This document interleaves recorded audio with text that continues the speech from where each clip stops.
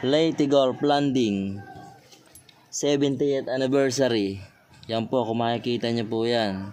Yan po, napakaganda po yan. Good condition, brilliant, uncirculated. At bagong bayani, 5 peso coin, commemorative coin. Ito pong dalawang ito, mga ka-altcoin buyer, ay previous lamang sa ating pong nabili na hard to find coin na 10 peso coin. BSP series, mga ka-altcoin buyer. At ito nga po ang binili natin sa halagang 3,000 pesos, mga ka-altcoin buyer. Ito pong 10 peso year 2007, mga ka-altcoin buyer.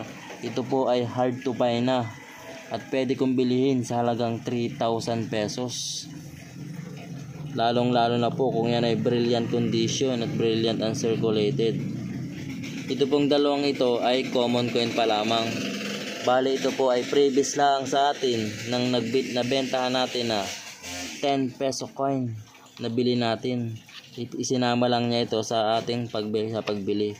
Previous niya lang to dahil binili natin ito ng kanyang 10 peso coin sa halagang 3,000 pesos, mga ka-altcoin buyer. Baka po meron kayo mga gantong klaseng BSP series na 10 peso coin. Binibili po natin yan sa halagang 3,000 pesos. Lalo na po kung yan po ay year 2007 at 2009, mga ka-altcoin buyer. Hard to find po yan at napaka-rare. Kung meron po kayo nyan, wag po kayo mahihiyang mag-message o mag-PM sa ating FB page, altcoin buyer. At bibiling ko po yan sa inyo sa mataas na halaga. Lalong lalo na po kung yan po ay mga naka-blister pack.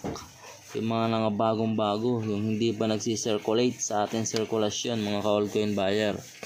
At patuloy pa rin po pala tayong bumibili ng iba't iba pang klaseng barya bukod sa 10 peso BSP series. Nandito po bumibili po tayo ng 20 peso coin na year 2019 upper mint mark. Paulit-ulit ko po sinasabi na upper mint mark lamang po ang binibili ko sa 10 peso, sa 20 peso ganito na 2019, mga ka-altcoin buyer. Pag 2020 po ang inyong hawak na barya, yan po ay common coin lamang. Pag ganito po ang brilliant condition o brilliant uncirculated na year 2019 upper mint mark, may kwelyo man o walang kwelyo, yan po ay bibilin ko sa inyo sa halagang 5,000 pesos. 2019 lamang po, uulitin ko po, 2019 20 peso coin upper mint mark. Yun po ang binibili ko sa halagang 5,000 pesos.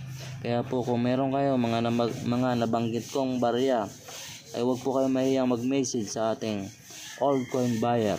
Marami pong salamat. Sana po ay mabentahan nyo ako ng mga gantong klaseng barya.